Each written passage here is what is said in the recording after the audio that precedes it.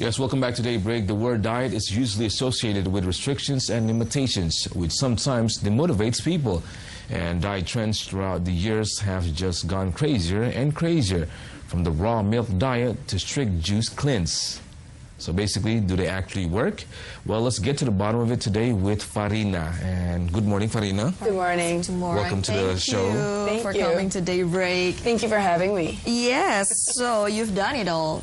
And then tell us your experience. Maybe not all, some of them. Some, yeah. So I guess, I don't know, for the last 15 years I've tried vegan for 3 years, vegetarian for another 3. I've done many things, intermittent fasting. Then gluten-free and paleo was basically the one that I stuck with. Right. I've tried ketogenic diets. I've tried everything almost because I just want to be healthier and look better and feel better. Did it work? Did it make you feel better? Did it, you know... Do I look better? No. Thank you. No, I feel really good. I think over the last, as I said, many years, I think I've stuck with pretty much a lifestyle that I follow in the last, I would say, 6 years. In the middle, I used to live in Canada, and then when I used to live in Canada, I was really depressed because it was really cold. It was minus 30 degrees, and you know, I was vegetarian at the time. Yes. And how did that work? Being, you know, in the cold, seasons, and then vegetarian. I don't know, because I only heard about like being vegetarian is supposed to be healthy and like it's supposed to be good for you, and I think it works for some people, and that's what I learned. You know, like what works for you may not work for other people. True. And vice versa. And in the middle of depression, I also felt like I was being very sluggish and I don't really, you know, feel really good. So I tried almost everything. And then I also saw a few doctors, actually. So I did go in the, you know, with professional people. And we did what we called an elimination diet. Okay, what is that? Could you tell us something about it? Well, because in the beginning, you know, I thought it was because of my lifestyle. You know, I was partying a lot, like drinking, like when I was in the U.S., like I was partying a lot, I was drinking a lot, and then, you know, I didn't really exercise, and I was eating this vegetarian diet. But then my vegetarian diet was consist of, you know, cheese pizzas and, you know, bread with Nutella, for example. And that's vegetarian because there's no animal products in there, right? But at the same time, I just don't feel good about it. And then so when I moved to Canada, like I tried, okay, now I want to be healthy, right? The way I know it. So instead of eating white rice, I would change it into brown rice because brown rice is healthier. And instead of white bread, I would eat whole wheat bread, right? And then instead of, I will have oatmeals in the morning, and I will eat lots of fruits, and I will, you know, change into eating honey instead of sugar, things like that. What things that I think would be, you know, I thought would be really good for you. And then after I switched that, and then I started exercising, stop partying too much, stop drinking that much alcohol. So basically more into a change of lifestyle. Yes, doing more yoga and all of that. You know, things improved. I also sleep more, but it wasn't very, I felt it wasn't very optimal still. I was feeling quite easily fatigued, like easily tired. I felt like I'm always in and out of a cold, like flu, you know, like all the time. And I know it was cold, but it shouldn't feel that way. So it compromised your immunity. So then I went to see a doctor, and then we did this, what we called an elimination diet. Elimination diet is when you have these 45 days and you don't really eat a lot of the things that humans are prone to be allergic to. So basically you have menus of each every day are different, basically. So there are these groups of foods that people are generally, you know, not generally, but some are allergic to, or like frequently they're allergic to. So like peanuts, soy, wheat, milk, tomatoes, strawberries. So elimination diet, you remove all of these things. And then you got back into it actually a week at a time, and then you have to journal, and the doctor actually check and monitor you. And only throughout this period, then for 45 days. For 45 days, you basically eat very bland food, like everything is clean. Like everything is super clean. Like most of them are like salt. No, you eat salt still. Okay. But then after 45 days, you add things back, like very systematically, and then the one that you left, the one that you put it out. So like after you are eating clean for 45 days, then you kind of add back, the wheat. And then the next week it was the dairy, the next week it's the sugar. So then you kind of can see the way your body feels. And, how much are you going to the bathroom, or are you not going to the bathroom? And then do you have rashes? Do you have pimples, acne? Very medical. Yeah, so like it's a very long approach, but I found that to be very helpful. Because then I was... Do you combine that with sports also, where you going out to the gym? Do you combine that, or just... I did. I don't know if that would be the best approach for people, because, if you're trying to change something in your lifestyle, and as I've learned this, it's easier to just do one thing at a time, to be honest, and not mix them all together. Because then if you failed in one thing, you feel like you're failing in other areas. So, for example, like... oh, I eat my sugar today and I'm not going to the gym. So you feel kind of like double down when that doesn't work. Okay. So I guess, especially if you're really wanting to, change a habit, just focus on one. That's it. Like focus on the food. So when I did that, the elimination diet, I basically realized that I'm very sensitive towards gluten. Like I have gluten intolerance and gluten sensitivity. So then I start cutting off gluten, and then I felt immediately almost better. So now I am just, I think what I've learned the best is to be really smart about it and actually do your research before you do anything else, because, what works for you may not work for anyone else. And I try to question a lot and like be a very, very much like a skeptic, because all of these things that we heard about dieting and food, we just heard it from people and we don't even know. What other thing that you should take into consideration? Like for example, something like oh, brown rice is better for you. Well, is it? Have you ever see the research behind it? About it, Or whole wheat bread, right? Yeah. Because a lot of these things, and I'm a corporate person, right? So I understand the beauty of marketing, but at the same time. Some of the things that we learn, like breakfast is the most important meal of the day. Okay. Is it? Like, have you ever thought about it? Like, why do we come up with that, right? Yes. Why do we eat cereal in the morning? Like, is that really healthy? And I don't think people, and also, in Indonesia we have the food pyramid, right? Yes. We call it 4 Sehat 5 Sempurna, 4 healthy, 5th perfection, right? Like 5th into perfection. So like, the perfection is milk, but when you look into the human civilization, we only started drinking milk when humans became farmers, and therefore we keep cows. And at the same time, like actually human babies stopped developing lactase, that enzyme that digest lactose, right?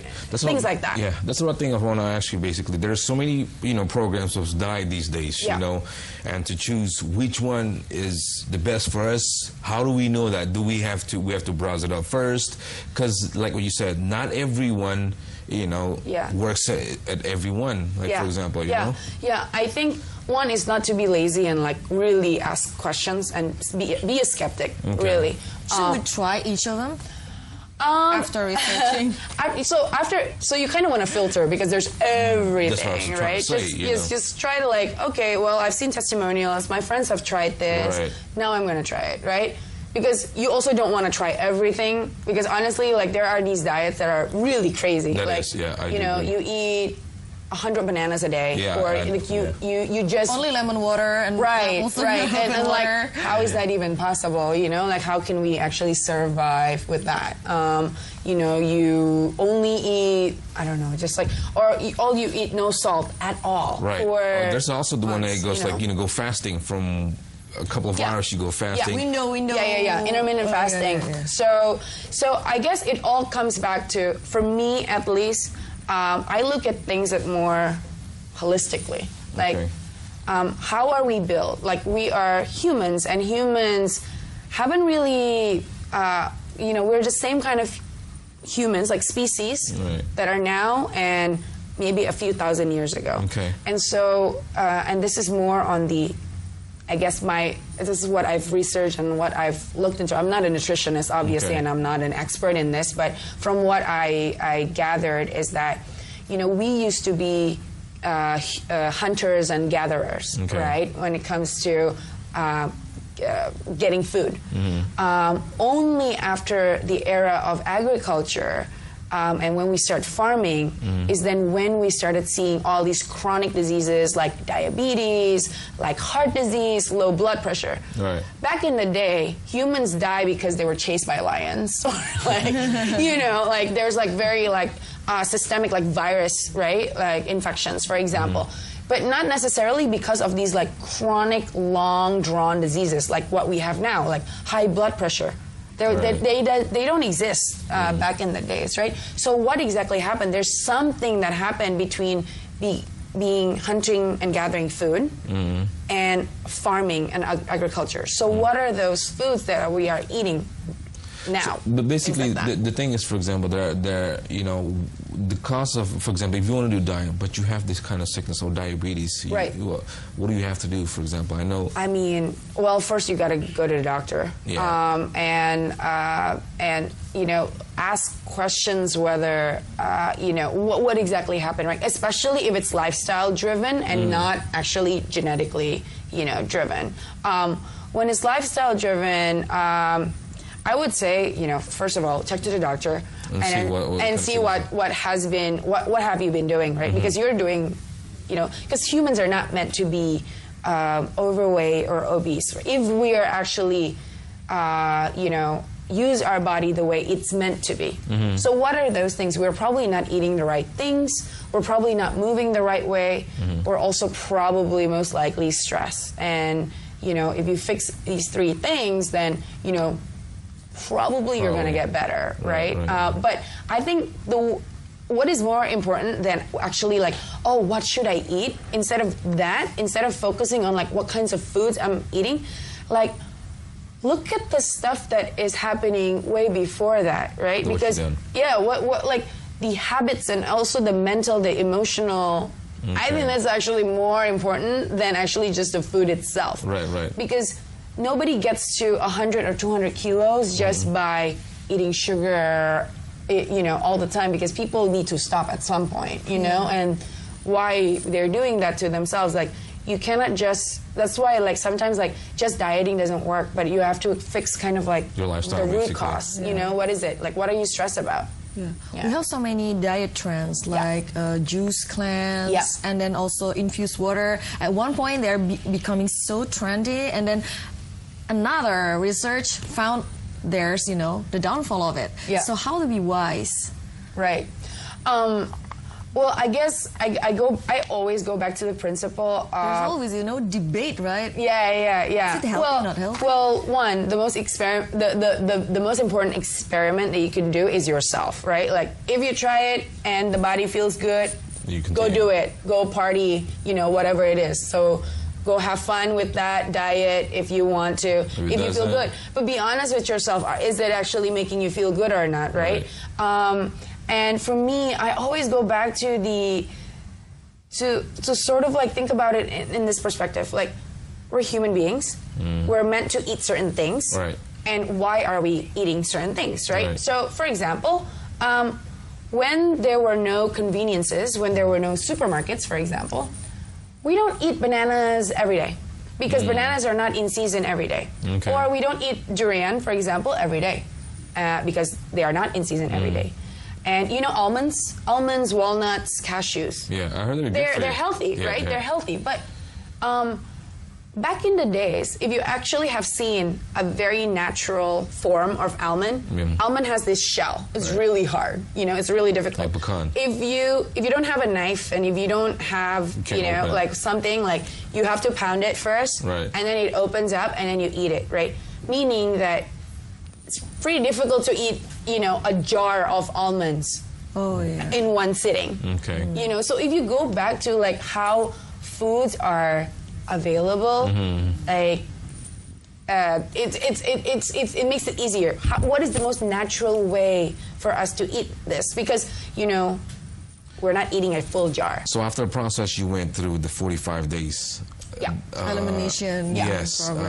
Did you continue? Do you have to continue on days and days, or you just stop the 45 days and then you can do whatever you want, lifestyle, or you really have to know what kind of food and drinks or juice you have to eat? You sort of like do more and more research. You can kind of learn more. You learn more about the body. You understand what works. So, for example, nowadays I'm not very militant about it anymore. I used to be like, oh, it works. Like everybody should try it. Right. I asked my grandmother to do it. I asked my mom to do it. You know, like you know how like when you're really excited about something. That's what we do now. Yeah, on right. Social media. Yeah, exactly. It's like oh, I'm doing this cleanse. It works. Like everybody should do it, right?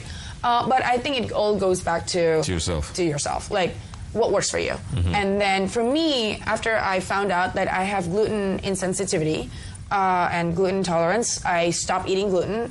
So I haven't eaten bread for 6 years. Okay. Unless I kind of it's not gonna kill me if I eat one bite or something like that. And then so I just basically kind of like continue with, okay, what works? I eat a lot of, veggies, for example. What kind of veggies do I like? Like, make it very easy for yourself. Like, don't make it really difficult, right? So now you stick to paleo diet? I'm sticking to the paleo diet, Work? I mean, does it work for a long time? Yeah, I've been manageable? doing it. It's very sustainable. I've been eating it for 6 years. I'm also not very fussy with what I eat. For example, I can go to the same restaurant every day and order the exact same thing. Like, pecel, gado-gado, no soy sauce, and no peanut sauce on the side, dressing on the side, and then I eat like, eggs and chicken, and then I eat, So basically, most of all, you got to be committed. That's all. If you want to focus, you got to stay focused. You got to be committed, and then so you'll know that it works for you or not, right? Also, probably not make it too, not much of a burden on yourself. Okay. Like, once in a while, it's okay to have chocolate. True, I do agree. You're at the end of the day, you're here to enjoy living and not to diet and look like people on. I understand. Like you guys on TV. But I think having aspirations are great, but also like, just the stress of trying to lose weight for some people make it very hard on themselves, and I think that stress actually gains a lot more weight than losing them. That's true. Wow. Thank you very much, Thank you so Farina, much, Farina, for sharing with us. Your experience. And hopefully we'll catch you on our diet system program in some kind of way, and basically, just focus like what you said, and then be committed to what program you're going to do, right? Yeah, and don't go all or nothing. Okay. Don't when you fail or when you cheat, don't feel guilty about it. Just go. Just have fun. And then, go back again for dinner or tomorrow. All right. Thank you very much. Cool. And coming up, we'll show you how good Michelle Obama is at fencing. That's next on Daybreak, so stay with us.